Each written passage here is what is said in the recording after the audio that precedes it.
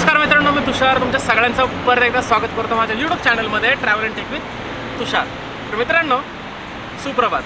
आणि आज जरा व्हिडिओचं लोकेशन वगैरे थोडंसं डेव्हलप तर व्हायचं आहे. तुम्ही सबस्क्राईब करा मित्रांनो, ठीक आहे. एनिवेज, तर मित्रांनो, आजच्या व्हिडिओचं कारण आहे ना खूप छान आहे.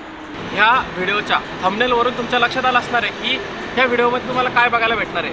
की आपण ज्यावेळेस एखादी गाडी घेतो, टू व्हीलर, फोर व्हीलर आणि कुठली पण हातगाडी सोडून कुठली पण गाडी घेता, त्यावेळेस त्या गाडीला शोरूमकडून किंवा RTOकडून कुठला तरी एक रँडम नंबर भेटतो. कुठलाही नंबर आपल्याला अलर्ट होतो, बरोबर. पण प्रत्येकाचं स्वप्न असतं, आज मला ही गाडी घ्यायची आहे, ती गाडी घ्यायची आहे, आणि त्या गाडीवरती ना मला एकच नंबर टाकायचा आहे, त्या गाडीवर मला 2 नंबर टाकायचा आहे, त्या गाडीवर मला 14 नंबर टाकायचा आहे, त्या गाडीवर मला 20 नंबर टाकायचा आहे, म्हणजे चॉईस नंबर. सिम्पल. तर आपल्याला चॉईस नंबर घेता येतो. मग ते पुणे असो, दुसरं शहर असो, कुठलंही असो, भारतामध्ये कुठल्याही ठिकाणी तुम्ही असो, स्वतःला पाहिजे असलेला नंबर घेऊ शकता. तर या सगळ्या स्टेप तुम्हाला सांगायचं. तर सुरुवात करूया आपण डायरेक्ट कामाला, की हे करतात कसं आणि याच्या स्टेप कशा असतात. सिम्पल. आपण बघूयात मोबाईलमध्ये. तर मग ह्याची सुरुवात करताना सगळ्यात पहिल्याला आपल्याला ओपन करायची गुगलची वेबसाईट. सिम्पल. गुगल म्हणजे सगळ्या रस्त्यांचं चौक येतो, ठीक आहे. गुगल ओपन करायचं आहे. गुगलमध्ये सिम्पलपणे सर्च करायचं आहे fancy number RTO. Fancy number RTO. Fancy number RTO टाका किंवा फॅन्सी नंबर फॉर व्हेकल टाका, काही टाका, पण फॅन्सी नंबर हे येणं महत्त्वाचं आहे. त्याच्यानंतर जी वेबसाईट फर्स्ट येते, फर्स्ट रिझल्ट जो आहे तो आहे गव्हर्मेंटेड वेबसाईटचा, परिवहन.gov.in, गव्हर्मेंट.इंडिया. ओपन करायची आहे. त्याच्यानंतर त्यांचा अशा प्रकारचा एक इंटरफेस क्रिएट होतो. त्या इंटरफेसमध्ये सिम्पल तुम्हाला जे पण व्यवस्थित समजू शकता अशाच प्रकारचा डिझाईन्ड आहे, ठीक आहे. त्याच्यामध्ये युजर ऑदर सर्व्हिसेस त्याच्यावरती टच करायचं आहे. त्याच्यानंतर तुम्हाला 4 ते 5 प्रकारच्या वेगळ्या ऑप्शन दिसतील. 4 ते 5 प्रकारचे वेगळे ऑप्शन दिसतील.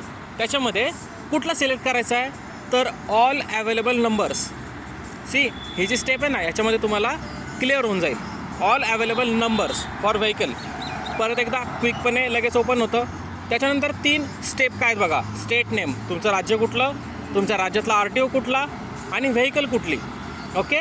तर सगळ्यात पहिलं राज्य आपण टाकूया महाराष्ट्र, अर्थात एकदम मराठीमध्ये व्हिडिओ, आणि from Pune, come on.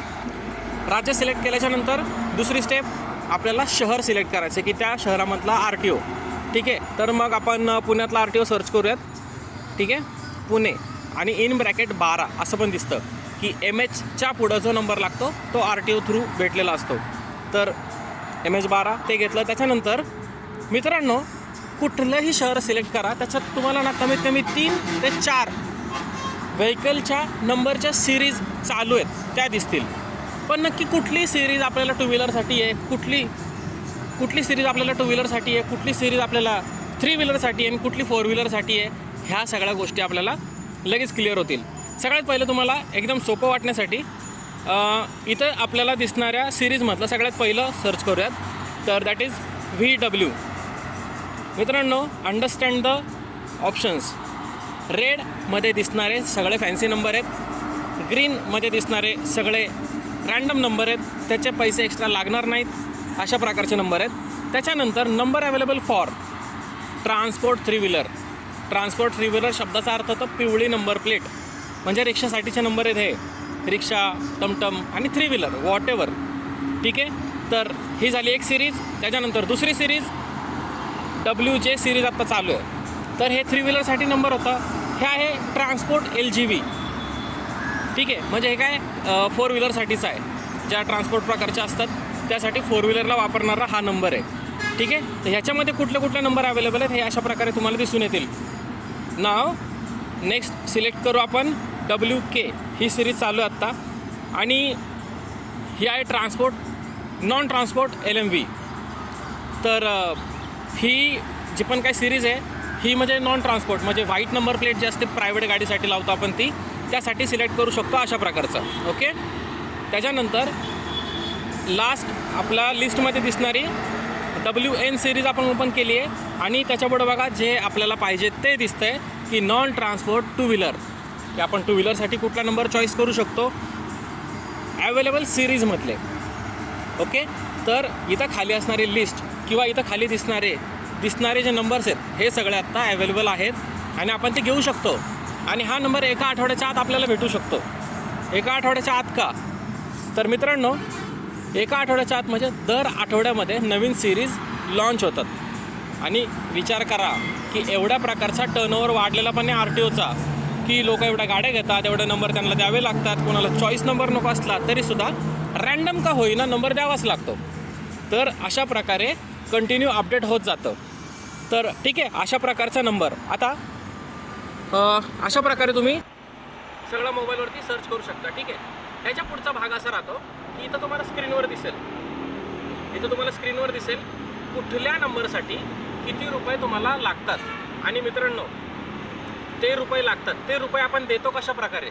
RTOला cash द्यायची नसती. आता आपलं जे गव्हर्नमेंट आहे ना, ते एकदम ट्रान्सपरंट झालं आहे आणि एकदम ऑन पेपर झालं आहे. त्याच्यामुळं तुम्हाला DD काढावा लागतो, त्या रकमेचा DD काढावा लागतो. त्या रकमेचा DD काढण्यासाठी तुम्हाला RTO पुणे असं लिहून द्यावं लागतो. तर RTO पुणे म्हणजे कसं पाहिजे? R.P.O. पुणे अशा प्रकारे DD आला पाहिजे. आणि मित्रांनो, DD काढायला बँकेमध्ये कुठले पैसे लागत नाहीत एक्स्ट्राचे. हुशार आहात तुम्ही सगळे, पण अजून एक स्टेप अप व्हा. ठीक आहे, म्हणजे चॉईस नंबर स्वतः सर्च करा, त्याच्यानंतर तुम्ही स्वतः घेण्यासाठी RTOमध्ये जावा. तर तिथं तुम्हाला काळजी घेण्याचं कारण, तुम्ही गिराईक म्हणून येता कोणासाठी? एजंटसाठी. त्या एजंटच्या अजिबात नादी लागू नका. कुठले कारणं सांगून ते तुम्हाला एकदम टप्प्यात घेण्याचा प्रयत्न करतात.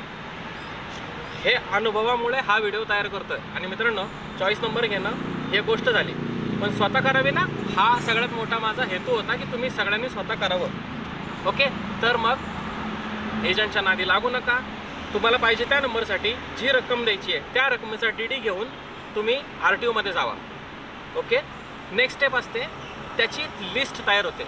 जसं की तुम्हाला जर तुमचा चॉईस नंबर 1 आहे, ओके, 1 हा नंबर तुम्हाला घ्यायचा आहे, पण हा चॉईस तर तुमची झाली. असे तुमच्यासारखे बरेच जण असू शकतात. तर त्या सिरीजची एक लिस्ट लागते आठवड्यातून एकदा, म्हणजे ती असू शकते मंगळवार किंवा बुधवार. लक्षात ठेवा, RTOमधून बाहेर पडताना तुम्ही जिथं फॉर्म सबमिट करताय तिथं ही गोष्ट विचारा की आपली लिस्ट कधी लागणार आहे. लक्षात ठेवा, बुधवार गुरुवारवर विश्वास नका ठेवू. ओके, तर तुम्ही तिथं विचारा लिस्ट कधी लागणार आहे, लिस्ट कधी रिलीज होणार आहे. ती लिस्ट आपल्याला मोबाईलवर नाही चेक करता येत, ती लिस्ट RTOला चेक करता येते. त्यामुळं आपल्याला त्या वारी RTOमध्ये जायचं आहे आणि बघायचं आहे आपल्या चॉईस नंबरसाठी अजून किती लोकांनी इंटरेस्ट घेतला आहे, किती लोक उत्साहित आहेत. ओके, तर मग त्या प्रकारे त्या लिस्टमधून चेक करता येतं. जर तिथे कोणीच चॉईस नंबरसाठीची अपेक्षा नसेल ठेवली की 1 नंबर मला पाहिजे आणि तो नंबर आपण भरला आहे फॉर्म आणि असं कोणी अजून भरलाच नाही आहे, तर मग ह्याच्यामध्ये काय होणार, तो नंबर डायरेक्ट तुम्हाला अलॉट होणार. त्यामुळं कॉंग्रॅच्युलेशन्स इन ॲडव्हान्स. तर नेक्स्ट स्टेप की बाबा नाही, अजून 3-4 जणांनी भरला, सेम DD भरला, सेम अमाऊंटचा भरला आणि लागले त्याच्यासाठी एक तारीख तयार होते. ती तारीख होती लिलावाची. त्या नंबरचा तयार होतो लिलाव. ठीक आहे, तर तो लिलाव कुठल्या तारखेला होणार आहे ही तारीख तुम्हाला कळते. त्या तारखेला तुम्हाला तिथं जायचं आहे परत एकदा आणि तिथं लिलाव लागतो की बाबा मी आता 50,000 रुपये भरलेत, तर मी अजून 10,000 देतो. दुसरा म्हणतो मी 11,000 देतो. तिसरा म्हणतो 12,000 देतो. अशा प्रकारचा लिलाव होतो. आणि जो माणूस जास्त रक्कम द्यायला तयार आहे तो साध्यासुध्याप्रमाणे त्या रकमेचा त्याला DD जमा करावा लागतो आणि RTO तो नंबर त्याला देऊन टाकतो. अशा प्रकारची ही प्रोसेस आहे मित्रांनो. तिथून भेटलेली पोचपावती आपल्याला शोरूममध्ये जमा करावी लागते. मग तो 4 व्हीलरचा असो नाही तर 2 व्हीलरचे असो, शोरूममध्ये जमा करावी लागते आणि झालं तुमचं काम. आलं का लक्षात? तर ह्याच्यामध्ये तुम्हाला कुठले पॉईंट समजले नसतील किंवा तुम्हाला ह्याच्यापेक्षा वेगळी काही माहिती हवी असेल तर आपल्या डिस्क्रिप्शन बॉक्समध्ये तो प्रश्न विचारा, तुम्हाला याच्याबद्दल नक्की गाईड केलं जाईल.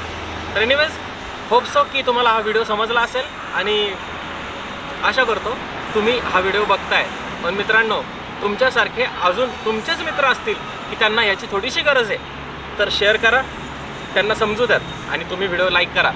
ठीक आहे, लाईक करा, शेअर करा आणि सबस्क्राईब पण केलं आहे, त्यामुळं तर तुम्हाला व्हिडिओ दिसला आहे असं तुम्ही तुमच्या मित्रांना पण सांगा सबस्क्राईब करा म्हणून. ठीक आहे, अशा प्रकारच्या खूप माहिती इथून पुढं पडत जाणार चॅनलवरती, आलं लक्षात. तर मग आशा करतो की हा व्हिडिओ तुम्हाला आवडला असेल आणि thanks for watching this video.